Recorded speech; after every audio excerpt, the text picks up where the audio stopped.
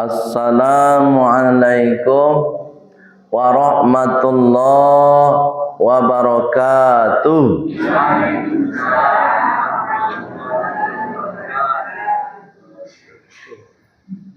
Alhamdulillahilladzi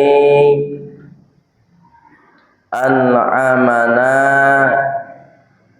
bi ni'matis shihah wal afiyah.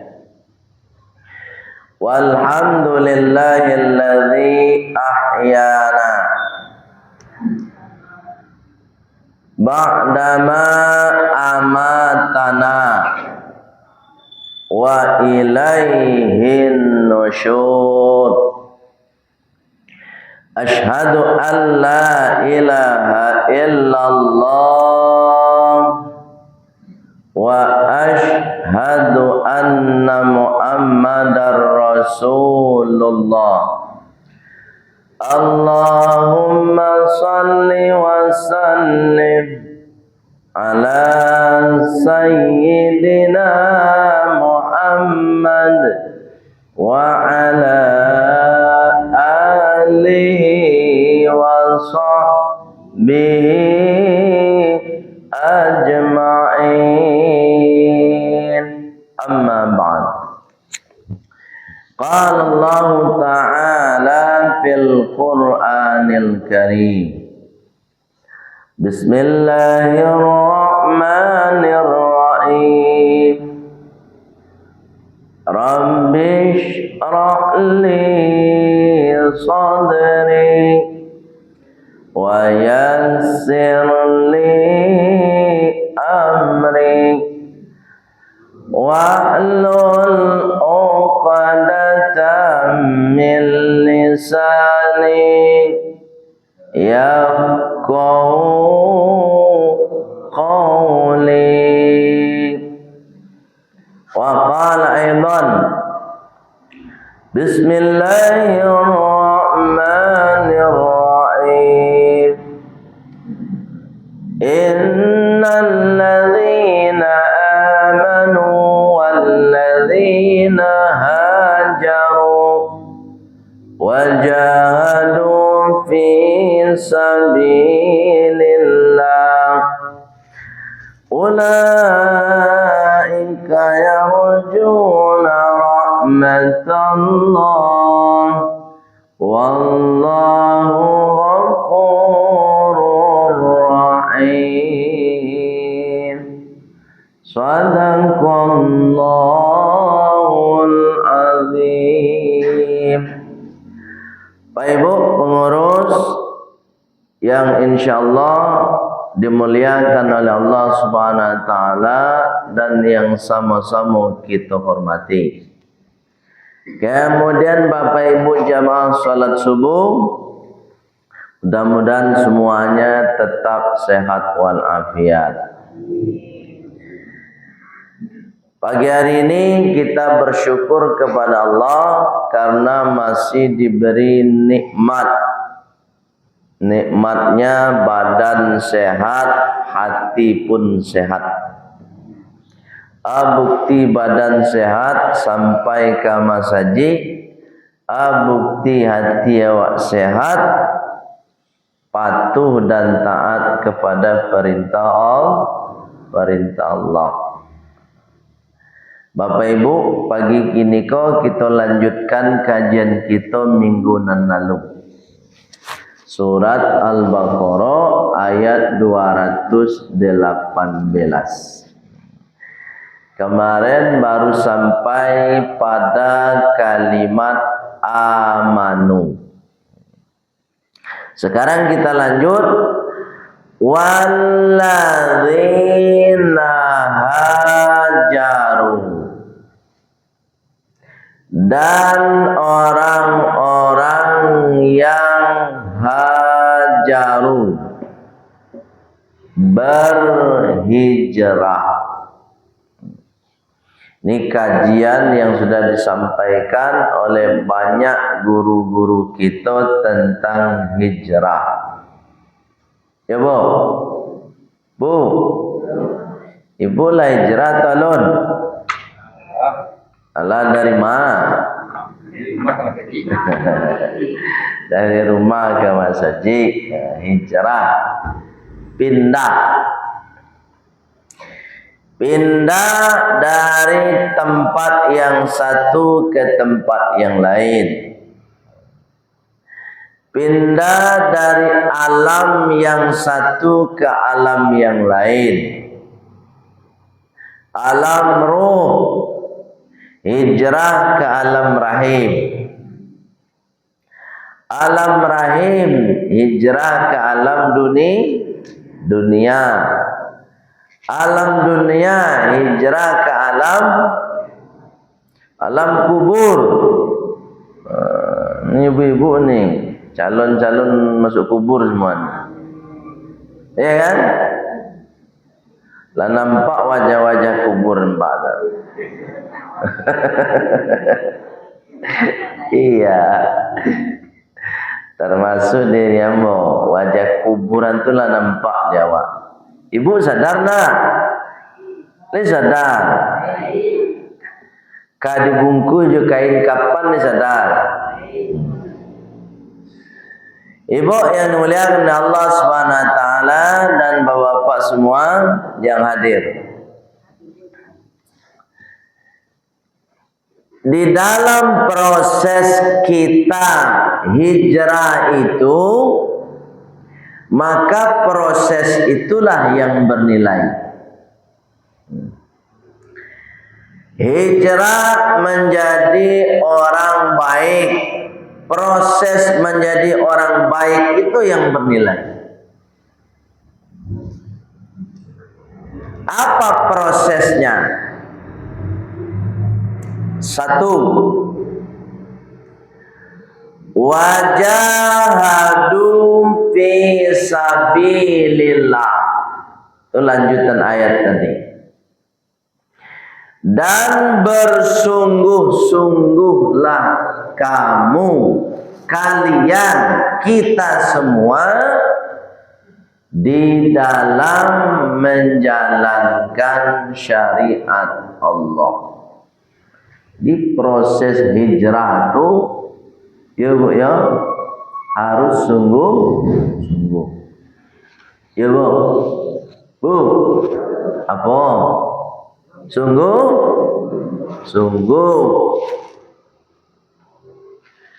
Ibu saja bangun dari tidur tadi,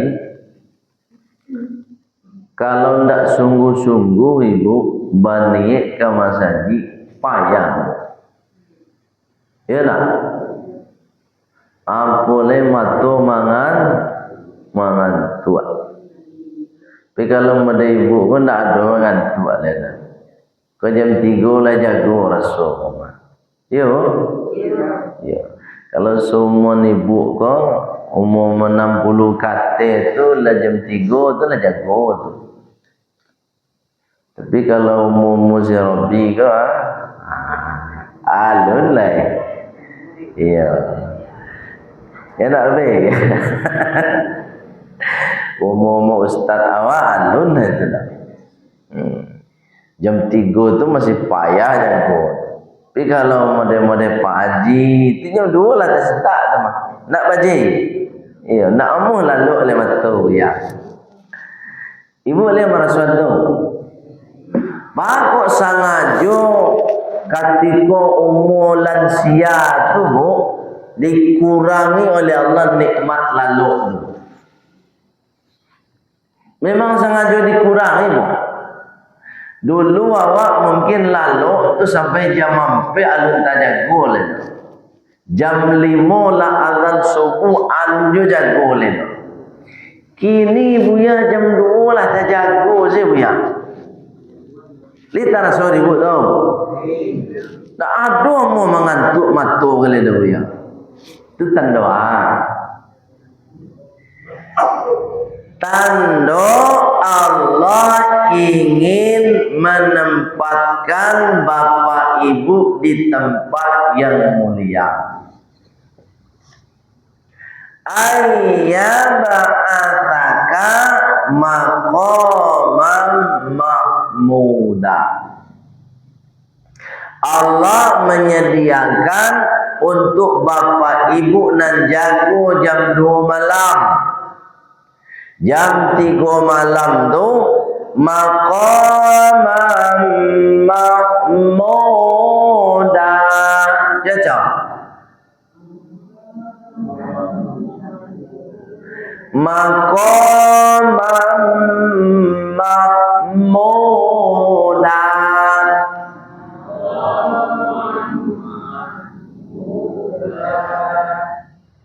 Tempat yang terpuji.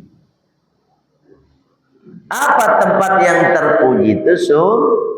Surga. Bacanya fatahajjat, maka sholat tahajudlah kamu. Di bapak ibu di jagoan di Allah jam 2 malam tuh untuk apa? Sholat tahajud minimal 2 rakaat. Itu makanya beruntung bapak ibu yang sholat 5 waktunya lengkap. Ngadu je nak gaik-gaik jago jam 2 malam tapi sholat 5 waktu tidak. Apa bolehkah sholat tahajud? Jadi beruntung bapak ibu ketika lansia solat 5 waktunya lengkap, tambah nanti diagi kesempatan oleh Allah untuk melaksanakan solat tahajud. Itu keberuntungan yang luar biasa untuk bapak ibu semua. Bapak ibu yang muliakan Allah Subhanahu wa taala, dan itu butuh kesungguhan juga. Istiqomah melaksanakan sholat tahajud itu butuh kesungguhan. Kalau tak sungguh-sungguh nggak bisa istiqomah.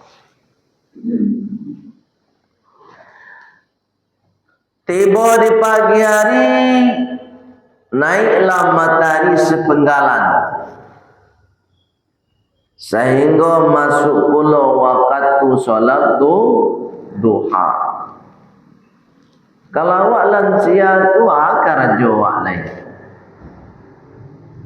Bu, ada mancangku di sawah karajo awak. Indah kan. Menggiling lado sih kadang tak bisa lah. Lain masih bisa giling lado. Lai alhamdulillah. Artinya apa? Fisik awak apa kurang? Tapi kalau untuk sholat duha kira-kira bisa tak? Masih bisa. Berarti ruang untuk kita melaksanakan sholat duha ada. Kesungguhan juga di situ. Ibu-ibu kalau tidak sungguh-sungguh tidak terlaksana sholat duha. Ya nak?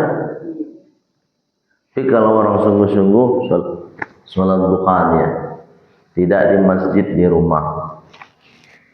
Tidak di rumah, di tempat kerja, di kantornya, di mana saja.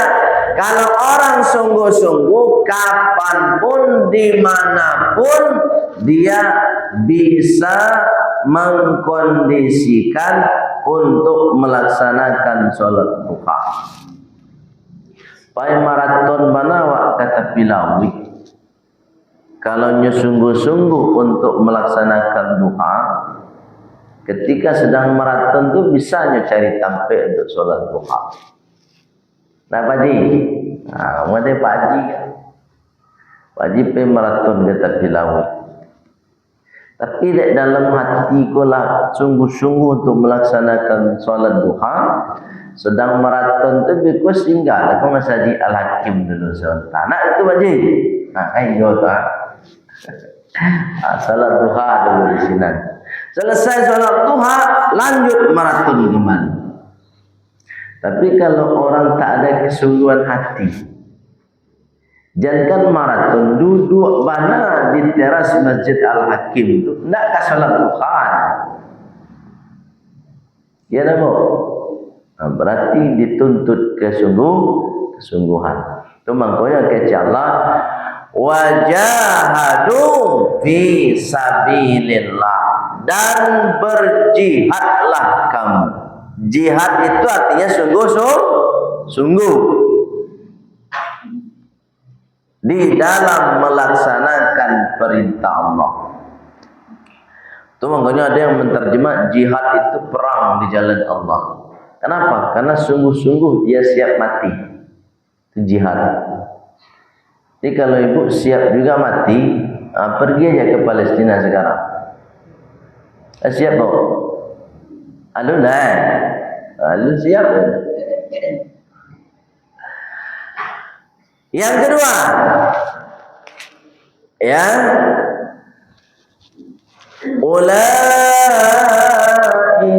yarjuna rahmatallah.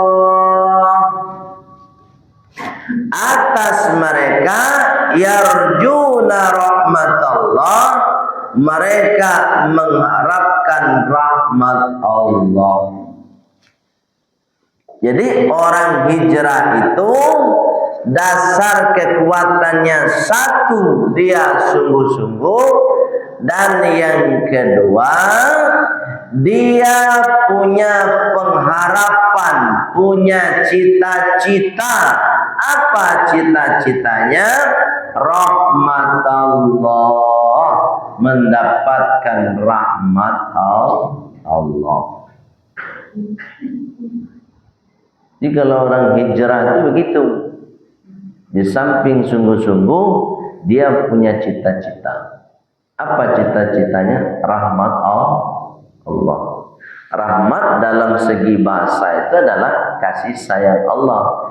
Tapi dalam makna yang luas, rahmat itu adalah surga. Jadi ibu punya nak cita-cita masuk surga? Pak Ledo, cita-cita masuk surga. Kalau ada cita-cita masuk surga, Pak Ibu, berarti kita harus hijrah. Harus lebih baik. Tak mungkin kita minta surga tapi tidak ada perubahan. Ya kan? Harus ada perubahan. Perubahan ibadahnya lebih meningkat. Kalau punya cita-cita masuk surga.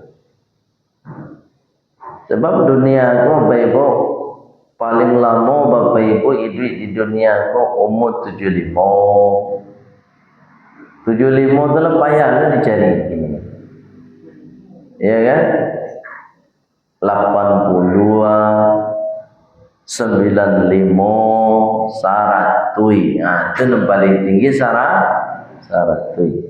Biasanya di atas 100 untuk saat ini sulit dicari. Artinya apa Bapak Ibu? Tak ada cita-cita yang lebih mulia, tak ada cita-cita yang lebih tinggi di hadapan Allah kecuali kita bercita-cita supaya bisa masuk ke dalam surganya Allah Subhanahu wa taala. Tuh, cara kedua. Yang ketiga, wallahu, dan Allah Ghafurur Rahim. Ghafur, Maha Pengampun, Rahimu, Maha Penyayang. Kalau orang yang hijrah, di samping dia sungguh-sungguh, dia harus punya cita-cita yang tinggi. Apa cita-citanya? Setelah cita-cita mendapatkan rahmat Allah, cita-cita yang kedua mendapatkan ampunan. Ya Bu ya, dapat apa? Ampunan. Siapa yang jamin kita sudah diampuni oleh Allah? Ada enggak yang jamin? Bu, ada enggak jamin kita sudah diampuni oleh Allah? Ada enggak? Enggak ada. Tapi bisa enggak dirasakan? bahwa kita sudah diampuni oleh Allah? Bisa. Cara merasakan bahwa kita sudah diampuni oleh Allah, dosa-dosa kita sudah diampuni oleh Allah Subhanahu wa taala, indah tarasobare dia melaksanakan perintah Allah. Itu ciri-cirinya tuh. Senang salat berjamaah, senang hati. Pai majelis taklim pengajian, senang hati. Puasa Senin Kamis, senang melaksanakannya. Baca Quran, senang. Ndak ada nambah dinyo kalau untuk ibadah. Maka itu tanda dia sedang diampuni oleh Allah Subhanahu wa ta'ala. Tapi kalau segala bare, salat bare, ya, baca Quran tak namu, itu tanda dosanya masih banyak. Apalagi puasa Senin Kamis ya. Jangan siko puasa Senin Kamis. Lain kan? Lain tak barek. Berarti sudah diampuni oleh Allah. Tapi kalau tidak puasanya, Senin tak puasa, Kamis tak puasa, berarti dia sedang banyak dosa. Pengajian tak namu banyak walaupun nyala sholat. Tapi kalau untuk kegiatan-kegiatan agama menolak hatinya, balik di hatinya melaksanakan kegiatan agama, itu tanda dosanya masih banyak. Jadi bisa dirasakan Bapak Ibu. Coba rasuan diri awak masing-masing. Masih banyak nak dosa awak. Ya Bu ya, lain paham tu. InsyaAllah Bapak Ibu yang muliakan Allah Subhanahu Wa Taala, kalaulah sudah mendapatkan ampunan dari Allah, maka kita akan mendapatkan rahim, sayangnya Allah. Ibu ingin disayang atau dibenci? Ibu ingin disayang atau menyayangi? Kok sama saja? Ingin disayangi. Ingin dicintai. Kalau kita disayangi, kalau kita dicintai oleh Allah, maka kita yang dirindukan oleh Allah. Tapi kalau kita yang menyayangi, kita yang mencintai, maka kita yang merindukan. Ibu ingin dirindukan atau merindukan? Dirindukan. Itu makanya ada sebuah hadis Rasulullah mengatakan arba'atun, ada 4 mustaqatun ilal jannah, yang dirindukan oleh surga. Nah, jadi kita yang dirindukan, bukan kita yang merindukan. Oleh sebab itu, Bapak Ibu yang muliakan Allah Subhanahu Wa Taala, hijrahlah dengan landasan sungguh-sungguh, dan yang kedua mendapatkan rahmat Allah, dan yang ketiga mendapatkan ampunan Allah. Maka insyaallah kita akan mendapatkan kasih sayang dari Allah Subhanahu wa taala. Bapak Ibu, kalau kita lah dapat sayang, kira-kira kalau awak minta jagianlah. Bu, kau contoh, ibu lah dapat sayang dari suami ibu. Kira-kira kalau ibu minta ke suami ibu, saja diminta jagianlah. pasti dia gil. Bu, lain itu. Nah, model itulah papa, ya kan? Kalau apa-apa lah dapat sayang dari istrinya, maka saja diminta dia pak dia gila istri. Itu feedback tuh. Ada timbalan tidak bertepuk sebelah kalau bertepuk itu kedua tangan supaya kamu saling sayang. Kalau sudah dapat sayang, maka tak ada permintaan yang tak diberi oleh Allah Subhanahu wa taala. Jadi Bapak Ibu, kalau ada Bapak Ibu meminta sama Allah, ya Allah, ambu ingin iko ya Allah, tapi belum diberi oleh Allah Subhanahu wa taala, mungkin kita belum mendapatkan sayangnya Allah Subhanahu wa taala. Oleh sebab itu, kejar dulu sayangnya Allah Subhanahu wa taala. Ake cik padi buya rasu-rasunya punan wak minta salamu yola dapet embo sadu buya. Itu tanda Allah sayang sama kita. Tapi ingat, hati-hati, jangan pula kita terjebak dengan kasih sayang. Kadang-kadang di awak talampau manjabana, ya kan? Di talampau disayang bana awak kadang-kadang baulah puluh parangai awak. Itu makanya kata Allah, kadang-kadang ujian Allah itu bukan hanya dengan sesuatu yang tidak kita senangi, tapi juga dengan sesuatu yang kita senangi. Ujian itu bisa berbentuk sayang dari Allah, dan bisa juga berbentuk ujian itu dalam bentuk duka yang diberikan oleh Allah Subhanahu wa taala. Ayatnya surat Al-Anbiya ayat ke-35. Apa kata Allah? Wa nabluukum, dan kami menguji kalian bisyarri wal khair, dengan sesuatu yang tak baik dan dengan sesuatu yang baik. Sayang Allah ujian, tak disayang oleh Allah juga ujian. Diberi nikmat ujian, tak diberi nikmat juga ujian.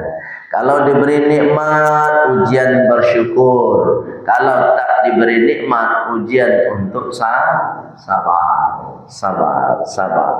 Gitu. Ini kalau dikasih nikmat, syukur gak nih? Gitu.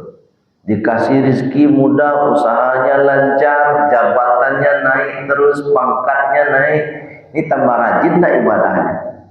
Itu ujiannya. Dikasih miskin, usahanya susah, orang pembali tidak ada nanti bodoh ya, baca rote ujian. Dengan adanya seperti itu dia mendekatlah sama Allah.